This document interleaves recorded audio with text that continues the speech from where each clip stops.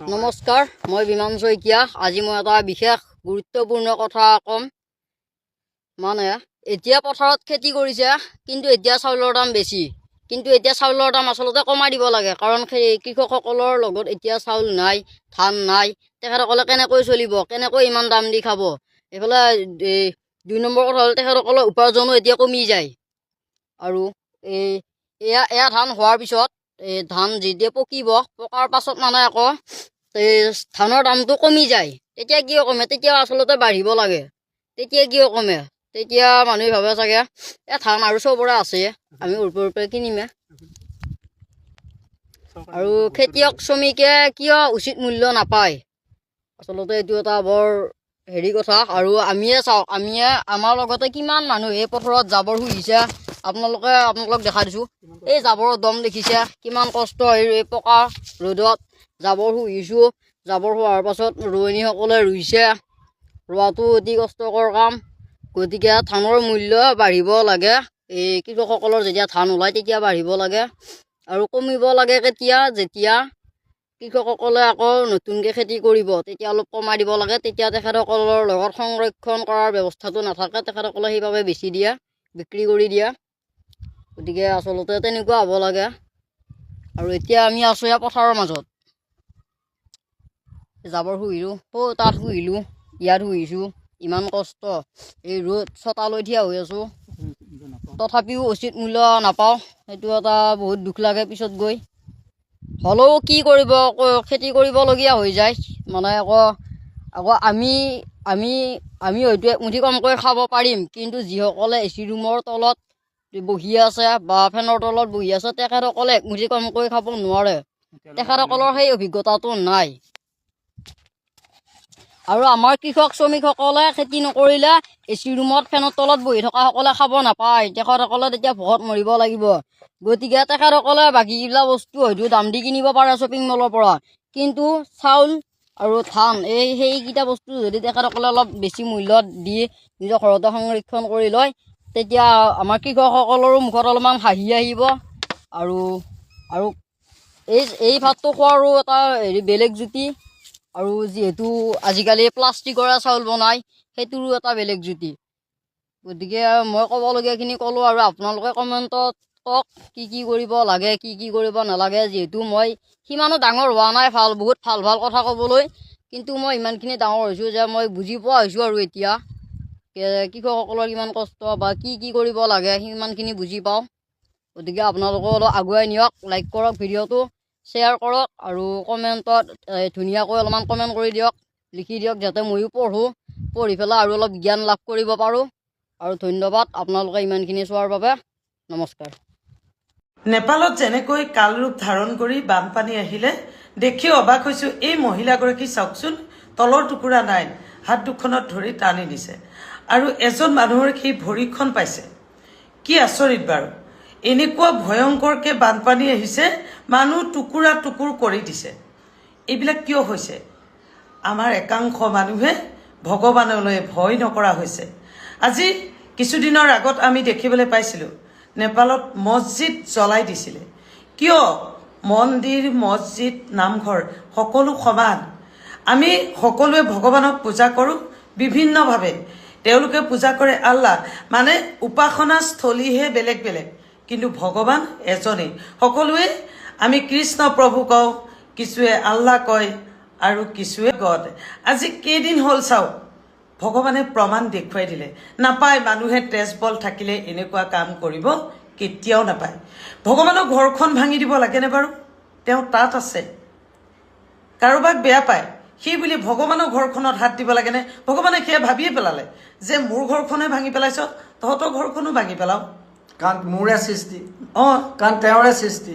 গতিকে তেওঁ যথেষ্ট বস্তু সৃষ্টি কৰি থৈ গৈছে। আমিও তেওঁৰে সৃষ্টি। গতিকে তেওঁ থকা ঘৰখন যেতিয়া জ্বলাই দিলে, তেওঁক অঘৰী কৰি পেলালে। কাৰণ কেলে? বল শক্তি আছে ভাই, পাৱাৰ আছে, আমি অনেক কৰিব পাৰোঁ। সেইটো চিন্তা নকৰিলে। কাৰণ চিন্তা কৰিব ক'ত? তেওঁতো পাৱাৰ হ'ল না। পাৱাৰ পালে, তেওঁ ধন হ'ল, সম্পত্তি হ'ল, ঐশ্বৰ্য বিভূতি হ'ল, ভগৱানক চিনিয়েই নোপোৱা হ'ল। ভগৱানক চিনি পাবলৈ তেওঁ সময় নাই। কি কৰিব? নিজে মন্দিৰটো বনাই থৈছে, তাত ব্ৰাহ্মণজন আনি ব্ৰাহ্মণজনে পূজা কৰিব। তেওঁ কিন্তু কামত ওলাই গুচি যাব। সেয়া ধৰ্ম হ'ল। ধৰ্মক চিনি নোপোৱা হ'ল, ভগৱানক চিনি নোপোৱা হ'ল। প্ৰকৃতি হ'ল ভগৱানৰ সৃষ্টি। প্ৰকৃতি যেতিয়া ধ্বংস কৰিব, প্ৰকৃতিৰ ওপৰত যেতিয়া অত্যাচাৰ কৰিব, ভগৱান ক্ষান্ত নাথাকে। এই পাহাৰবিলাক শিৱই সৰ্জন কৰিছিলে। শিৱৰ যেতিয়া শিৱ সংহাৰ ৰূপ লৈছে, এতিয়া পাহাৰবোৰ কাটি ফুৰিছে। সেই পাহাৰ কাটিলে সংহাৰ ৰূপ ল'ব শিৱই। আৰু আচলতে এটা কথা হ'ব, এওঁলোকক সেইটো শক্তি সোমোৱাই দিলে, সেইটো বুদ্ধি সোমোৱাই দিলে। আজি একাংশ মানুহৰ ভুলৰ বাবে কিমান নিৰীহ প্ৰাণী মৃত্যুমুখত পৰিলে, কিমান সৰু সৰু ল'ৰা ছোৱালী মৃত্যুমুখত পৰিলে। ডাঙৰবোৰতো বাদেই দিলোঁ, এনেকুৱাই দৈত্য আকাৰত পাহাৰ কদিককৈ আহিছে পানী। অবাক হৈ গৈছোঁ দেখি।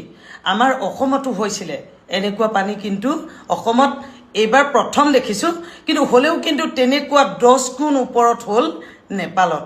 আজি কিমান নিৰীহ জনতাৰ প্ৰাণ গ'ল। ভগৱানৰ সেই মছজিদটোত হাত দিব লাগিছিল নে বাৰু? প্ৰমাণ দি দিলে ভগৱানে। চোৱা, আমি ভাবোঁ ভগৱান নাই, আছে আছে, ভগৱান আছে। ভগৱানলৈ ভয় কৰক দেই, চবকে কৈছোঁ ৰাইজ, ভগৱানলৈ ভয় কৰক। ভগৱান কেতিয়াও, তেওঁ অদৃশ্য, দেখা নিদিয়ে, কিন্তু তেওঁ চব গম পাই আছে, তেওঁ চব কৰি আছে।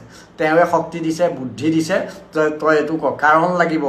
এই যে পাহাৰ চাহাৰ অগ্ৰং বগ্ৰং যে প্ৰকৃতিৰ ওপৰত যে ধ্বংস কৰিছে, ধ্বংসলীলা চলাইছে, সেইবোৰ কোনে চলাইছে? তেওঁৱে কৰোৱাইছে। কৰোৱা, পৃথিৱী শেষ হ'ব লাগে, ধ্বংস হ'ব লাগে, বুজিছা নাই? ওখ ওখ ঘৰত সাজি আমি থাকিম। ওখ ওখ ঘৰৰ কাৰণেও প্ৰকৃতি যে ধ্বংস কৰিব, ওখ ওখ ঘৰৰ কাৰণেও থৈ দিছে ভগৱানে। কি থৈছে গম পায়? জোকাৰি পেলাব। দুটা জোকাৰ মাৰি তললৈ পেলাই দিব, তাজপাতৰ নিচিনাকৈ পৰি যাব। বাচিবলৈ কোনো সুবিধা নহ'ব। আৰু তলৰখিনি মানুহৰ কাৰণে সেই নদী বান্ধবিলাক বনাইছে, দেখিছে নহয়? সেই সোপা ভাগি আহিব যিদিনাখন, সেইদিনাখনেই চফা। এতিয়া ভগৱানে সৃষ্টি কৰিছে, মানুহ সৃষ্টি কৰিছে, জীৱ শ্ৰেষ্ঠ মানুহ সৃষ্টি কৰিছে। কিন্তু তেওঁ এইজন হিন্দু, এইজন মুছলমান তেনেকৈ সৃষ্টি কৰা নাই।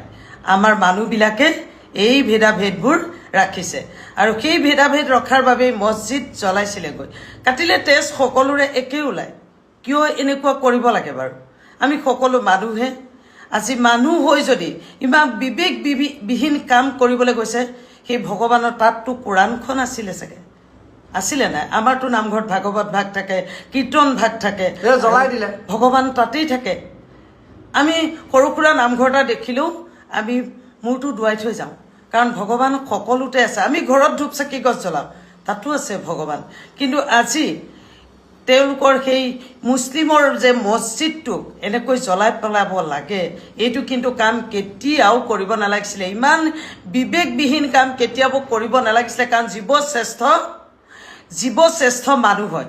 যদি জীৱ শ্ৰেষ্ঠ মানুহ হৈ যদি ভগৱান ক'ত আছে, ভগৱানক চিনি নাপায়, নাস্তিকৰ নিচিনা কাম কৰে, তেন্তে আজি তেওঁ সেয়া সংহাৰ লীলা ধাৰণ দেখুৱাই দিলে। এতিয়া নেপালত ইমান ভয়ংকৰ বানপানী হৈছে, জীৱ জন্তুৰ কথা নকয়ে, যেতিয়া মানুহ টুকুৰা টুকুৰকৈ ছিগি গৈছে, তেতিয়াহ'লে কেনেকুৱা বানপানী ভাবি চাওক। আমাৰ ভাৰতৰ প্ৰধানমন্ত্ৰী মোদী ডাঙৰীয়াই ৰাইজক সহায় কৰিবৰ বাবে আগবাঢ়ি গৈছে, ভাল লাগিছে, আমি বেয়া পোৱা নাই। কাৰণ সেয়া ৰাইজ বিপদত পৰিছে, সহায় কৰিছে, ভাল পাইছোঁ। কিন্তু আমাৰ এইখিনিতে আৰু এটা কথা কওঁ, আমাৰ অসমত চৰাইদেউ, শিৱসাগৰ, যোৰহাটত এনেকুৱাই ধ্বংসলীলা কৰিলে বানপানীয়ে।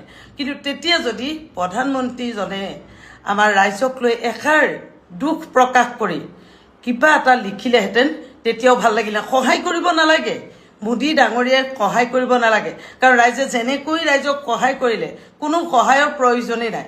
কিন্তু যদি এষাৰ মাত মাতিলেহেঁতেন, কাৰণ তেওঁ হৈছে আমাৰ ভাৰতৰ প্ৰধানমন্ত্ৰী, তাতে আমাৰ প্ৰত্যেকজন নাগৰিকৰে মুৰব্বী। যদি মুৰব্বীজনে এষাৰ দুখত অকণমান লিখি যদি সামাজিক মাধ্যমত দুখ প্ৰকাশ কৰি আগবঢ়ালেহেঁতেন, তেতিয়া হয়তো ৰাইজ তাতেই সন্তুষ্ট হ'লহেঁতেন। কিন্তু নেপালত যে সহায় কৰিছেগৈ, আমি বেয়া পোৱা নাই, ভাল পাইছোঁ। সেয়াও মানুহ, এয়াও মানুহ, মাত্ৰ মানুহে বিপদত পৰিছে, সহায় কৰক। তাত সহায় কৰিছে ভাৰতৰ গৌৰৱ, ভাল পাইছোঁ। কিন্তু যদি আমাৰ যোৰহাটৰ, শিৱসাগৰ, চৰাইদেউ ৰাইজকো যদি অকণমান এষাৰ দুখ প্ৰকাশ কৰি মাত মাতিলেহেঁতেন, তেতিয়া হয়তো আমাৰ আৰু অকণমান বেছি ভাল লাগিলহেঁতেন। বাৰু যি কি নহওক, ভগৱানলৈ ভয় কৰক, ভগৱান যে এইখন পৃথিৱীত আছে সকলোৱে গম পাওক আজি যদি ভগৱানলৈ ভয় কৰিলেহেঁতেন হয়তো আজি নেপালত এনেকুৱা ধাৰণা হৈছে দেই আমি ভগৱানক বিশ্বাস কৰোঁ যে আমাৰ এনেকুৱা ধাৰণা হৈছে যদি মছজিদ ভাগ জ্বলাই নেপেলালেহেঁতেন হয়তো আজি এনেকুৱা নহ'লহেঁতেন নি বাৰু আপোনালোকে মোক কমেণ্ট কৰি জনাব দেই আজি যদি মই কওঁ নেপালৰ যি পৰিস্থিতি হৈছে সেয়া কেৱল মানুহৰ কাৰণে হৈছে মানুহৰ মানে এই যোৱা কেইদিনমানত বা যোৱা এমাহো হোৱা নাই বা এমাহৰ সম্পূৰ্ণ হোৱাৰ অৱস্থাত যি হিন্দু মুছলিমৰ যিটো এটা ভেদাভেদ সৃষ্টি হৈ পেলাই মুছলিম লোকসকলক বা মুছলিমৰ যিসকল মছজিদ ভাঙি দিয়া হৈছিলে তাৰ এইটো মানে ওপৰলাৰ এটা গজব পৰিছে যদি বুলি কওঁ আপোনালোকে বাৰু কথাটো সত্য বুলি ভাবেনে বা তেনেকুৱা নিচিনা অকণমানৰ কাৰণে মানে এটা মানুহৰ এটা চবৰে এটা সীমা থাকে ন আজি মই এটা কথা কৈছোঁ যদি সেই মছজিদ নহয় পেলাই সেইখিনি যদি মানে মন্দিৰ হ'ল হ'লে বা তাত মানে কোনোবা এটা মানে নামঘৰ হ'ল হ'লে মানে যিয়ে হওক মানে সেই তেতিয়া হ'লে এই পৰিস্থিতিটো মই ভাবোঁ একেই হ'ল হ'লে কিয় কৈছোঁ আজি সেই ঠাইসমূহত যিসমূহ ভাঙিছিলে বা মানুহক অত্যাচাৰ কৰা হৈছিলে সেইসমূহৰ যদি মই ভাবোঁ যে সেইসমূহৰ আজি বদদুৱা লাগিছে বুলি তেতিয়াহ'লে আপোনালোকে মানি ল'বনে আৰু সেই ঠাইসমূহ মছজিদ নহয় বা মন্দিৰ হ'ল হ'লে তেতিয়াহ'লে মই ভাবোঁ একেটা পৰিস্থিতিৰ সৃষ্টি হ'ল হ'লে কাৰণ কেলৈ চবৰে ভক্তিৰ এটা স্থান থাকে আৰু সেই ভক্তি স্থানক যদি কোনোবাই যদি আঘাত সানিছে যদি ভাঙি নষ্ট কৰিছে তেতিয়াহ'লে নিশ্চয়কৈ চবৰে আঘাত লাগিব আৰু উপাৰ্জনটো আছেই আমাক শিক্ষা দিবৰ কাৰণে যদি আমি বেয়া কাম কৰিছোঁ তেতিয়াহ'লে নিশ্চয়কৈ আমাক শিক্ষা দিব আৰু যদি আমাৰ ভাল কাম কৰিছোঁ আমি ইয়াতে পাম আৰু বেয়া কাম কৰিলে ইয়াতে পাম কেতিয়াও নুপুজা দৃশ্য নেপালত কেতিয়াও আৰু আমি কেইদিনমানৰ পূৰ্বে আমি সেইবোৰ দৃশ্যও দেখিছিলোঁ যি নেকি মছজিদসমূহ ধ্বংস কৰি মানে কেনেকুৱা পৰিস্থিতি সৃষ্টি হৈছিলে আৰু কিছুমানে কৈছিলে আহক আমি নেপাল বনাওঁ এতিয়া ক'ব নেকি আহক আমি নেপাল বনাওঁ মই ইয়াত অকল মছজিদৰ কথা কোৱা নাই মই ইয়াত মন্দিৰৰ কথা উল্লেখ কৰিছোঁ যদি মন্দিৰতো যদি তেনেকুৱা অৱস্থা হ'লে মই ভাবোঁ উপাৰ্জন আছে উপাৰ্জনেও এই এতিয়া যি পৰিস্থিতি হৈছে তো একেই দেখা দিলে হ'লে মানে একেই এই এতিয়া যিটো পৰিস্থিতি হৈ আছে সেই পৰিস্থিতি মহাপলৰ যিটো পৰিস্থিতি হৈ আছে তো সেই পৰিস্থিতি একেই হ'ল হ'লে কাৰণ কেলেই চবৰে ভক্তিৰ যিডোখৰ জেগা তাক কি কৰিছে ভাঙি নষ্ট কৰিছে অৱমাননা কৰিছে তো সেইটোত এসকল মানুহৰ শিক্ষা লোৱা উচিত যে আমি কেৱল হিন্দু মুছলিম বা তাৰ মছজিদটো ভাঙিম তাৰ মন্দিৰটো ভাঙিম এনেকৈ বুলি কৈ থাকিলে নহ'ব আচলতে মানুহ হিচাপে জীয়াই থাকিব লাগে উপাৰ্জন আছে চব দেখি আছে কেইদিন হৈছে নেপালত হিন্দু মুছলমানৰ যুদ্ধখন কেইদিন হৈছে কেই মাহ হৈছে আপোনালোকে নেপালখন চাওক এবাৰ হা নেপালখন চালে গম পাব কিছুমান অন্ধ ভক্তবোৰৰ কাৰণে আজি সাধাৰণ মানুহৰ আজি এই দুৰ্দশা হা যিটো সময়ত নেপালত হিন্দু মুছলমান যুদ্ধ হৈ আছিল সেইটো সময়ত নেপালত এখন মছজিদ জ্বলাই দিছিল এই মছজিদখন জ্বলাই দিয়া আজি কেইমাহ হৈছে আজি নেপালখন ধ্বংসপথত গ'ল হেল্ল' আপোনালোকে মানুহ লগত লাগক মানুহ লগত কাটা মাৰা লাগি থাক মন্দিৰ মছজিদ গীৰ্জাঘৰ এইবোৰত কিয় আপোনালোকে আক্ৰমণ কৰে মন্দিৰ মছজিদ স্বয়ং ভগৱান বহি থাকে স্বয়ং সৃষ্টিকৰ্তাই বহি থাকে সেইবোৰত আপোনালোকে খেলা কৰিব যায় প্ৰকৃতিৰ লগত কেতিয়াও খেলা নকৰিব প্ৰকৃতিৰ লগত কোনেও নোৱাৰে তো প্ৰকৃতিক জগাবলৈ যায় না নাযায় সেই যে নেপালত যে মছজিদখন জ্বলাই দিলে কি হাসিল কৰিব পালে কিখন হাসিল কৰিল একো হাসিল কৰিব নাপালে যিমানখিনি কৰিছে তাতকৈ ডাবল লৈ গ'ল প্ৰকৃতিয়ে কি হাসিল কৰি আছে কওকচোন বাৰু হা কেইদিন হৈছে নেপালত সেই হিন্দু মুছলমান কৰতে যে মছজিদখন জ্বলাই দিলে মছজিদৰ ভিতৰত থকা যে কুৰাণখন যে আছিল সেই কুৰাণ সকলো বস্তু থানবিন কৰিছে আমি সকলোৱে নিউজ চাইছো নচোৱা কোনেও নহয় আপোনালোকক মই প্ৰত্যেকটো ভিডিঅ'ত কওঁ মন্দিৰ মছজিদ গীৰ্জাঘৰ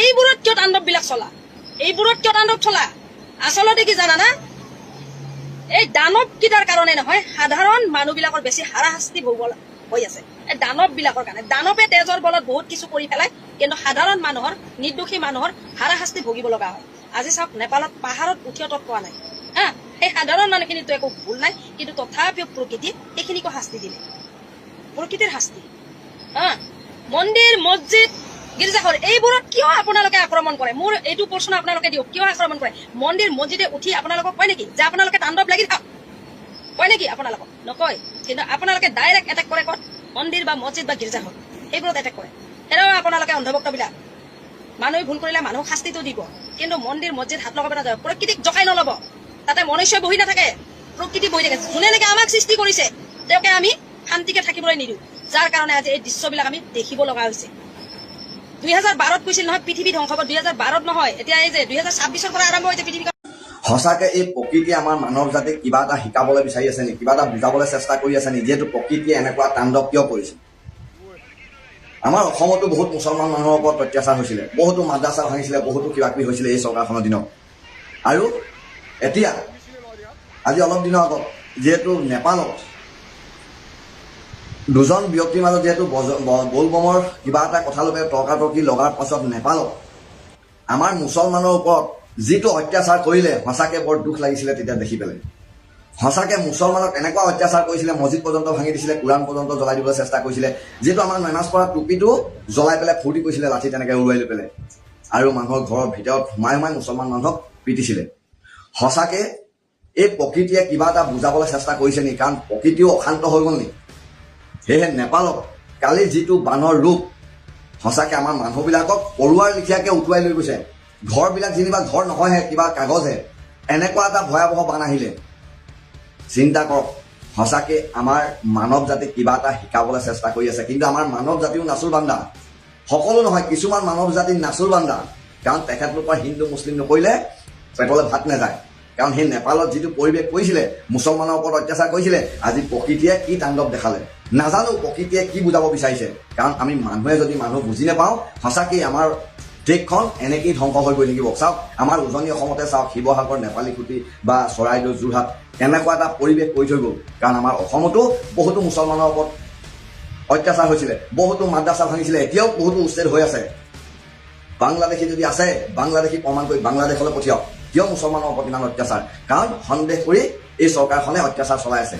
আৰু এই কথাবিলাককে বুজাবলৈ প্ৰকৃতিয়ে কিবা এটা চেষ্টা কৰি আছে। কিন্তু আমাৰ মানৱ জাতি, সঁচাকৈ মানৱ জাতি বহুত নাচুৰ বান্দা হয়। কাৰণ বহুতো বুজি পাই পেলাই বুজি নোপোৱাৰ ভাও ধৰে। কাৰণ এই বিজেপি চৰকাৰখনৰ দিনতে কি কি হোৱা নাই, এতিয়া বুজি পাব আমাৰ মানুহবিলাকে কি কি হোৱা নাই এই চৰকাৰখনৰ দিনত। যিহেতু এতিয়া নেপালৰ কথাটোকে চিন্তা কৰক, নেপালত মুছলমানৰ মানুহক কিমান এটা অত্যাচাৰ কৰিছিলে, বহুতে বাবা লৈছিলে, বহুতে পোষ্ট লিখি আছিলে, মুছলমানক অত্যাচাৰ কৰাৰ কাৰণে, বহুতে ভাল পাইছিলে। সঁচাকৈ আমি নিবিচাৰোঁ এনেকুৱা প্ৰকৃতিয়ে কেতিয়াও ধ্বংস কৰক, কোনো মানুহক এনেকৈ বিপদত নেপেলাওক, আমি কেতিয়াও নিবিচাৰোঁ। কাৰণ আমাৰ মুছলমানক এচাম মানুহে যিটো অত্যাচাৰ কৰি আহিছে, সেইটো বিজেপি চৰকাৰৰ আণ্ডাৰতে হয়। কাৰণ তেখেতলোকৰ সুবিধা পাই পেলাইহে এনেকুৱা কিছুমান কথা কৈছে। আৰু মন্ত্ৰী এম এল এবিলাকতো কৈ থাকে, তেখেতলোকে বাংলাদেশী নামত ৰাজনীতি কৰে আৰু এছামে বাংলাদেশী বুলি মুছলমানক তুষ্ট তাচ্ছিল্য কৰে। কিন্তু চৰকাৰে প্ৰমাণ কৰি ইয়াৰ পৰা বাংলাদেশলৈ পঠিয়াবলৈ চেষ্টা নকৰে, সেই মানুহখিনিকে বাংলাদেশী নামত অত্যাচাৰ কৰি থাকে। শৃংখল চলিহাৰ দাদাগিৰি মুছলমান মিয়াৰ ওপৰত এইখন অসমত নচলিব। স্বাধীন দেশ হয়, স্বাধীন ভাৰত হয়, এইখন অসমত ব্ৰিটিছৰ শাসন নচলিব। যোনে দুখ কৰিছে সি অপৰাধী, তাক উচিত শাস্তি প্ৰদান কৰক, তাতে আমাৰ ক'বলগীয়া একো নাই। কিন্তু এজনে দুখ কৰাৰ কাৰণে গোটেই মুছলমান ধৰ্মটো, গোটেই মুছলমান মিয়া মানুহখিনি দুখী নহয়, মনত ৰাখিব। যিকেইটা দালালে মুছলমান মিয়াৰ ওপৰত দাদাগিৰি কৰিছিল, পিটিছিল, অত্যাচাৰ কৰিছিল, সেইকেইটাই কিন্তু মুছলমান মিয়াৰ হাতৰ পানী খালে, মুছলমান মিয়াৰ হাতৰ সাহায্য ল'লে, মুছলমান মিয়াক চেলেং চাদৰ পিন্ধালে, গামোচা পিন্ধালে, সন্মান জনালে। কাৰণ এইবিলাক হৈছে মহান সৃষ্টিকৰ্তাৰ বিচাৰ। মৌলানা বদৰুদ্দিন আজমলক মিয়া বুলি গালি পৰা শৃংখল চলিহাই ককাই ভাই বুলি পৰিচয় দি ডিঙিত গামোচা পিন্ধাই সন্মান জনাইছিল, ধন্যবাদ জ্ঞাপন কৰিছিল। মৌলানা বদৰুদ্দিন আজমল ছাৰৰ স্বাস্থ্যৰ কথাও চিন্তা কৰিছিল, মানে পকেটত টকা সোমাইছিল যে সেইকাৰণে। তাৰ পাছত আমি দেখিলোঁ মৌলানা মুস্তাক আনহাৰৰ পুত্ৰ হৈ পৰিল আকাশ শইকীয়া, মানে পকেটত টকা সোমালে সকলো সম্ভৱ। ইফালে আকৌ চিটু বৰুৱাই ডিঙিত ধৰি ধৰি মুছলমান মিয়াৰ লগত ফটো ভিডিঅ' আমি দেখিলোঁ আৰু ক'লে যে মুছলমান মিয়াই হওক বা সকলো ধৰ্মৰ মানুহ আমি অসমত থকা আমি সকলো সমান, সকলোৱে আমি ইজনে সিজনক সহায় কৰিব লাগিল। তেতিয়া বানপানী হৈ আছিল যে, তেতিয়া সহায় কৰা মানুহ নাছিল, সেইকাৰণে ৰাইজে সহায় কৰিছিল আৰু মুছলমান মিয়াই সহায় কৰিছিল। ইমানখিনি হোৱাৰ পাছতো এতিয়াও কিন্তু কেৱল মাত্ৰ মুছলমান মিয়া বাংলাদেশী বুলি ভকি নাথাকি, যদি মুছলমান মিয়া বাংলাদেশী আছে বাংলাদেশ পঠিয়াওক। আৰু ইমান পাৱাৰফুল চৰকাৰ এখন থাকোঁতে কেনেকৈ অসমত বাংলাদেশী মিয়া কাটাতাৰ পাৰ কৰি আহিল, সেইটোহে ডাঙৰ কথা। দাদাগিৰি দেখুৱাওক, উজনি অসমৰ বানাকান্ত ৰাইজে নিজৰ সৰ্বস্ব হেৰুৱালে, সেই নেতা মন্ত্ৰীকেইজনক উচিত শাস্তি দিয়ক। দাদাগিৰি দেখুৱাওক। জুবিনদাৰ হত্যাকাৰীসকল কোনো মুছলমান মিয়া নাছিল, সনাতনী আছিল। সেইসকলক উচিত শাস্তি প্ৰদান কৰক। দাদাগিৰি দেখুৱাওক। আমাৰ আজি কাজিৰঙাখন গুচিয়ে গ'ল আৰু তাত দাদাগিৰি দেখুৱাব নোৱাৰিলে যে কাজিৰঙা ইমানকণ হ'বলৈ গৈ আছে। আজি নাগালেণ্ডৰে মানুহৰ পৰা আমাৰ অসমীয়াই মাৰ খায়, অৰুণাচলৰ মানুহৰ পৰা মাৰ খায়, মেঘালয় মানুহৰ পৰা মাৰ খায়। তেতিয়া দাদাগিৰি ক'ত যায়? সেইবিলাকত দাদাগিৰি দেখুৱাব। এনে টেটুফালি মুছলমান মিয়াৰ ওপৰত অসমত ৰাজত্ব কৰিব বুলি নাভাবিব সেইকেইটা দালালে, যিকেইটা দালালে ভকি থাকে। তেওঁলোকৰ দেউতাকৰ প্ৰত্যেক সম্পত্তি এইখন অসম, এইখন ভাৰতবৰ্ষ নহয়, এইখন এখন স্বাধীন দেশ হয়। ব্ৰিটিছৰ শাসন আমি কেতিয়াও চলিবলৈ নিদিওঁ ইয়াতে। অসম যেতিয়া ৰক্তাক্ত হৈ আছিল, অসমত আলফাৰ সন্ত্ৰাস চলি আছিল, সেই সময়ছোৱাত জুবিন গাৰ্গে লিখিছিল সোণেৰে সজোৱা পজা আজি জহি খহি যায়। সেই সময়ছোৱাত এই চিন্তা নিশ্চয়কৈ তেওঁৰ মনত নাছিল যে অসম নামৰ সোণৰ প্ৰজাতি তেওঁ নাইকিয়া হৈ যোৱাটো বিচাৰিছিল। তেওঁ বিচাৰিছিল এই প্ৰজাতি অসমৰ যিটো উঠি অহা প্ৰজন্ম, বিষ্ণুজ্যোতিৰ জোনাকীৰ দেশখন বুকুত কঢ়িয়াই লৈ ফুৰা প্ৰজন্ম, এই প্ৰজন্মটোৱে পুনৰ নিৰ্মাণ কৰিব। শিৱসাগৰৰ পৰা গুৱাহাটীলৈ অহা আমাৰ কিছু দিন হ'ল, কিন্তু এতিয়াও শিৱসাগৰৰ সেই সময়খিনি মনত আছে কিদৰে ৰাস্তাত আমি এনে অসংখ্য মানুহ দেখিলোঁ, অসংখ্য আমাৰ বয়সৰ ল'ৰা ছোৱালী দেখিলোঁ, যিসকল কেতিয়াও কোনো MP, MLA, বিধায়ক হ'ব বিচৰা নাই, যিয়ে সহায় কৰাৰ বিনিময়ত একো প্ৰাপ্য বিচৰা নাই, কিন্তু বোকা গছকি গৈছে, পলস গছকি গৈছে আৰু মানুহক সহায় কৰিছে। সেই ল'ৰা ছোৱালীবোৰে দিনটোত কি খাইছে তাৰ একো হিচাপ নাই, কিন্তু এই ল'ৰা ছোৱালীবোৰে মানুহক সহায় কৰিছে, দুৰ্গতজনৰ কাষত থিয় হৈছে, বানে সৰ্বস্ব কাঢ়ি নিয়া মানুহবোৰৰ সাহস আৰু সাৰথি হৈছে। সঁচা অৰ্থত সোণৰ প্ৰজাতি পুনৰ নিৰ্মাণ কৰাৰ বাবে, জহি খহি যোৱা প্ৰজাতি পুনৰ নিৰ্মাণ কৰাৰ বাবে কাম কৰিছে। এই সামগ্ৰিক ঘটনাটো আমি আটাইয়ে বৰ মন দি চোৱাটো বৰ দৰকাৰ। এইভাবে মন দি চোৱাটো দৰকাৰ, জয় জুবিন দা আজি মাত্ৰ কেৱল এটা শ্লোগান নহয়, জয় জুবিন দা এটা আন্দোলন, এটা নীৰৱ আন্দোলন। সততে অসমীয়া মানুহক সমালোচনা কৰা হয় যে অসমীয়া মানুহে আন্দোলন কৰে, ৰাজপথত টায়াৰ জ্বলায়, কিন্তু 19 ছেপ্টেম্বৰ তাৰিখে তাৰ আগতো তেওঁ যিটো আন্দোলন আৰম্ভ কৰি থৈ গৈছে, মানুহক সহায় কৰা নীৰৱ আন্দোলন, মানুহৰ কাষত থকা নীৰৱ আন্দোলন, আৰ্তজনৰ কাষত সাহস হোৱা আন্দোলন, সেই আন্দোলনটোৱে কিন্তু এতিয়া পৰিণত অৱস্থা পাইছে। এই যে অসমৰ ইমূৰৰ পৰা সিমূৰলৈ আমাৰ বয়সৰ মানুহবোৰ দৌৰি শিৱসাগৰলৈ গুচি গৈছে, ইয়াৰ আঁৰত কিন্তু এই জয় জুবিনদাৰ শক্তিয়ে লুকাই আছে। এই আটাইবোৰ ঘটনা দেখাৰ পাছত আমি যেতিয়া ব্যক্ত কৰিলোঁ, বহু মানুহে ক'লে যে এই ল'ৰা ছোৱালীবোৰে এই কথা নেজানে নেকি যে অসমত অবৈধ নাগৰিক আছে, সেই অবৈধ নাগৰিক থকা অসমখনত এই সমন্বয় সম্প্ৰীতি কিদৰে হ'ব? এই কথা আমি স্পষ্টকৈ বুজাটো বৰ দৰকাৰ। অসমত যে অবৈধ নাগৰিক আছে সেই কথাটো আমাৰ প্ৰজন্মৰ মানুহে জানে। আমাৰ প্ৰজন্মৰ মানুহে এই কথাও জানে যে অবৈধ নাগৰিকবোৰক প্ৰত্যেকটো ৰাজনৈতিক দলে তেওঁলোকৰ ৰাজনৈতিক স্বাৰ্থৰ বাবে অসমত সংস্থাপিত কৰিছে। তেনে প্ৰত্যেকজন নাগৰিক বিতাড়িত হোৱাটো তেওঁলোকে কামনা কৰে। এই যে আমি সম্প্ৰীতিৰ কথা কৈছো, এই সম্প্ৰীতি অসমীয়া অসমত থকা মানুহৰ মাজৰ সম্প্ৰীতিৰ কথাহে। অবৈধ নাগৰিকৰ সৈতে সম্প্ৰীতি কৰাৰ কথা কোনেও কোৱা নাই। অবৈধ নাগৰিকসকলক বিতৰণৰ দায়িত্ব চৰকাৰৰ। যদিহে অবৈধ নাগৰিক আছে, NRC কৰি তেওঁলোকক অসমৰ পৰা বিদায় দিয়া দায়িত্ব চৰকাৰৰ। কিন্তু এই সমন্বয় সম্প্ৰীতিৰ পৰিৱেশ গঢ়ি উঠোতে বাৰ যদি অসমত সাম্প্ৰদায়িক পৰিৱেশ সৃষ্টি কৰিব বিচাৰো, এই সম্প্ৰীতি সমন্বয়ৰ পৰিৱেশ যদি আমি সহ্য কৰিব নোৱাৰো, তেতিয়াহ'লে আমি কিন্তু আটায়ে পুনৰ সোণেৰে সজোৱা পজাটো ভাঙিবলৈ কাম কৰা হ'ব। আমি অত্যন্ত দৃঢ়তাৰে বিশ্বাস কৰোঁ, আজিৰ উঠি অহা প্ৰজন্মটোৱে যিদৰে কয়লা খনন, শিল খনন, বালি চিণ্ডিকেট চলাই আমি মাতি অনা এই মহাপ্ৰলয়ৰ কাৰণ বিশ্লেষণো কৰিছে, একাউণ্টেবিলিটিও বিচাৰিছে, একেদৰে এই প্ৰজন্মটোৱেই কিন্তু অসমত থকা অবৈধ নাগৰিকৰ বিতাৰণো বিচাৰিছে, অসমত থকা অবৈধ নাগৰিকক অসমৰ সীমা পাৰ কৰি দিয়াটো বিচাৰিছে। এই দুয়োটা কথা যদি আমি বুজি নেপাওঁ, আৰু আটাইতকৈ ডাঙৰ কথা, এই উঠি অহা প্ৰজন্মৰ ল'ৰা ছোৱালীখিনিক সাহস দিয়াৰ সলনি তেওঁলোকে যিয়েই কৰিছে, ফটো এখন উঠাৰ বাবেই কৰক, ভিডিঅ' এটা নিৰ্মাণ কৰাৰ বাবেই কৰক, যদিহে সহায় কৰিছে সেই কামক যদি আমি উৎসাহ নিদিওঁ, এই ল'ৰা ছোৱালীবোৰৰ কিন্তু মন ভাঙি দিয়া হ'ব। গতিকে আমি আহ্বান জনাম, এই যিটো আন্দোলন, নীৰৱ আন্দোলন, বহু বছৰ পাছত অসমীয়া মানুহে ৰাজপথত টায়াৰ নজ্বলাই, প্ৰতিবাদী শ্লোগান নিদি নীৰৱে যিটো আন্দোলনৰ সূচনা কৰিছে, এই আন্দোলনৰ আপোনালোকো অংশ হওক। যিসকল সমালোচকে এতিয়াও ধুনীয়া ৰুমটোত বহি পৰ্দাখন জপাই লৈ AC-টো অন কৰি সমালোচনা কৰি আছে, তেওঁলোকো নামি পৰক। জয় জুবিন দা নামৰ এই আন্দোলনটোৰ যদি আমি অংশ হ'ব পাৰোঁ, তেওঁ বিচৰা যিখন অসম, বিষ্ণুজ্যোতিৰ যিখন জোনাকী দেশৰ অসম, সেই অসমখন আমি নিৰ্মাণ কৰিব পাৰিম। আশা কৰিম এই আন্দোলন আমি দীঘলীয়া কৰিম। ধন্যবাদ। মানুহ জাতিটো ইমান খেচেৰা হ'ব পাৰে। আপুনি ভাবক, নেপালত বানপানী হৈছে। এই দুটা ভিডিঅ' মই স্ক্ৰীণত লগাইছোঁ, ভালকৈ চাওক। এফালে গোটেই ভিডিঅ'টো মই অৱশ্যে আপোনালোকক দেখুৱাব নোৱাৰিম। এফালে মানুহৰ হাত ভৰি মৃত্যুৰ কিৰিলি য'ত ত'ত পৰি আছে, কাৰোবাৰ যদি মুণ্ড ক'ৰবাত পৰি আছে, কাৰোবাৰ ভৰি ক'ৰবাত পৰি আছে। আনফালে তাৰে এচাম মানুহে বানপানীত উটি অহা চিলিণ্ডাৰ ধৰিছে, কোনোবাই মাছ ধৰিছে, উৎসৱলৈ পৰিণত হৈছে। মই ভাবিছিলোঁ অলপ দিনৰ আগত যে অসমতেই বানপানী হ'লে সুবিধা লোৱা কিছুমান মানুহ আছে নেকি, কিন্তু নহয়। এই মানুহ জাতিটো সমগ্ৰ বিশ্বতেই এনেকুৱা। যিটো উপলব্ধি কৰিলোঁ এতিয়া, যে এই মানুহ জাতিটো সাংঘাতিক এটা জাতি, যি জাতিৰ মানুহৰ মানে জীৱ জন্তুৰ বাদে মানুহৰ চাগে খুব কম সংখ্যক মানুহৰে ইম'চন বুলি কোৱা এটা বস্তু থাকে। বহুতৰ কাৰণে বানপানীটো এটা উৎসৱ। বহুতৰ কাৰণে বানপানী হৈ মানুহ মৰিলে ভাল পায় চাগে। নেপালত মই কিছুমান দৃশ্য দেখিছোঁ যে মানে গাৰ মানে পিৰপিৰণি উঠা বুলি কয় যে, পিৰপিৰণি উঠি যায়। তাৰমানে এফালে মানুহ মৰি কিৰিলি পাৰি আছে, মাক দেউতাকে ল'ৰা ছোৱালী বিচাৰি আছে, দেউতাকে মাকক বিচাৰিছে, মাকে দেউতাকক বিচাৰিছে, ছিন্ন বিচ্ছিন্ন হৈ গৈছে দেহাবিলাক, শৰীৰবিলাক। 165 জন নে কিমান, তাতকৈ বেছিয়ে এতিয়ালৈকে অনুমানিক এটা 300 মান মানুহ মৰিছে। আমাৰ ইয়াত যেনেকৈ বহুত মানুহ মৰিলে এটা অনুমানিক তথ্য পোৱা যায়, গতিকে তাতো তেনেকৈ মানুহ মৰিছে। কিন্তু এফালে মানুহে মাছ ধৰিছে, চিলিণ্ডাৰ দাঙি দাঙি লৈছে। কি আচৰিত ঘূৰ কলিকাল তাৰমানে। হা,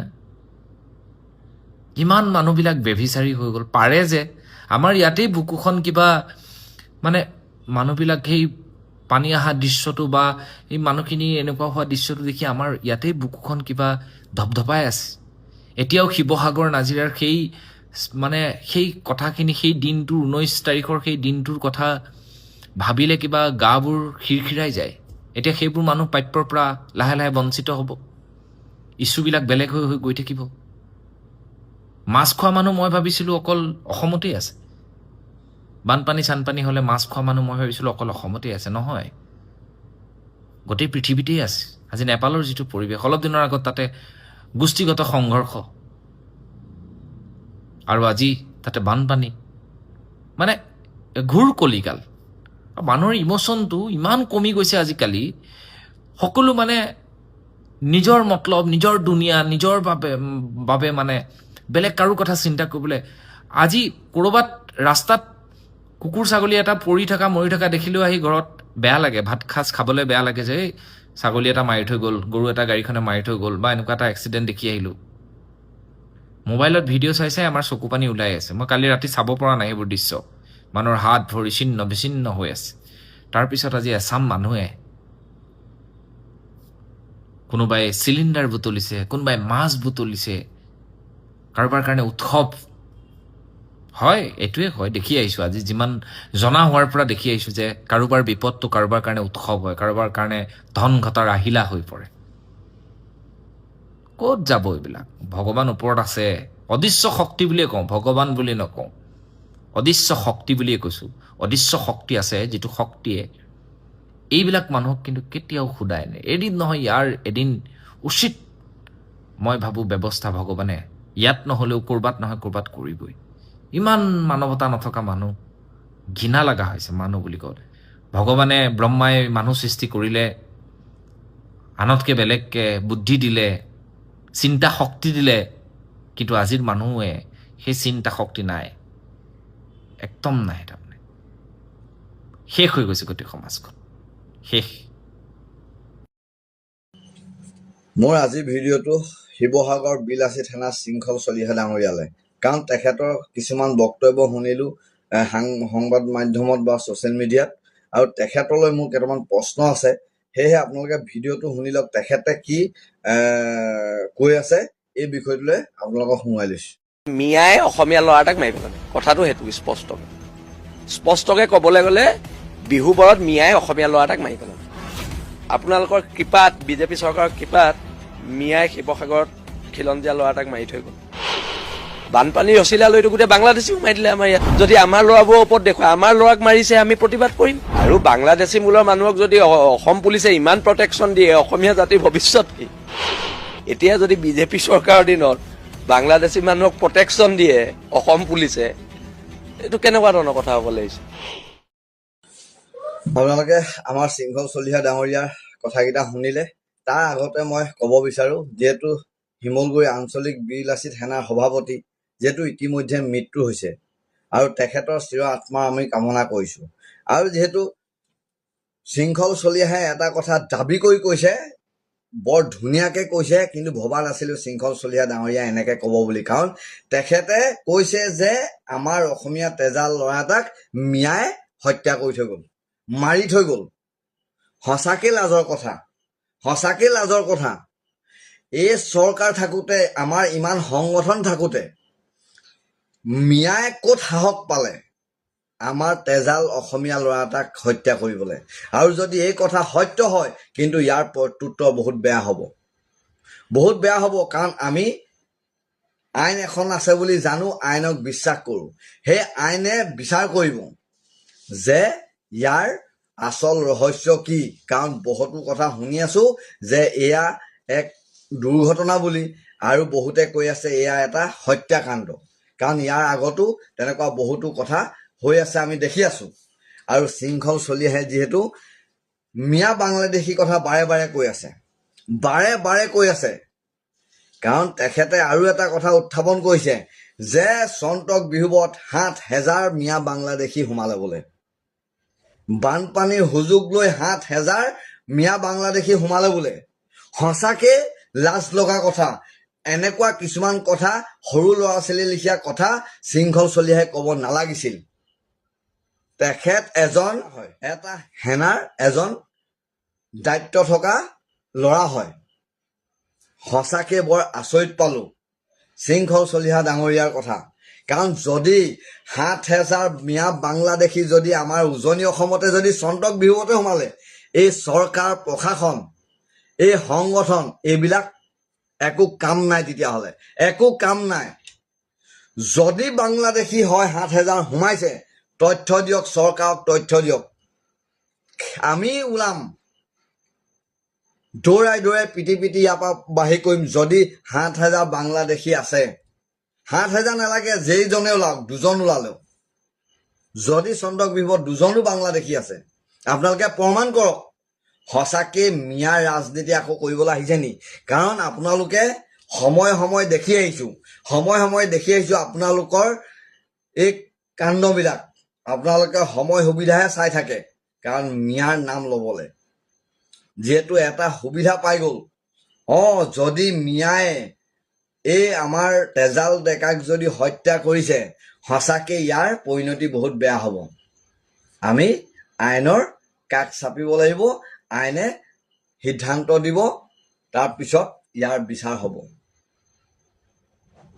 কিন্তু শৃংখল চলিহা ডাঙৰীয়া লিখীয়া মানুহে এনেকুৱা কিছুমান কথা, মিয়াই আমাৰ ল'ৰা এটাক মাৰি গুচি গ'ল বুলি কোৱাটো বৰ লজ্জাজনক কথা, বৰ লজ্জাজনক কথা। হয়নে নহয় আপোনালোকে চিন্তা কৰক।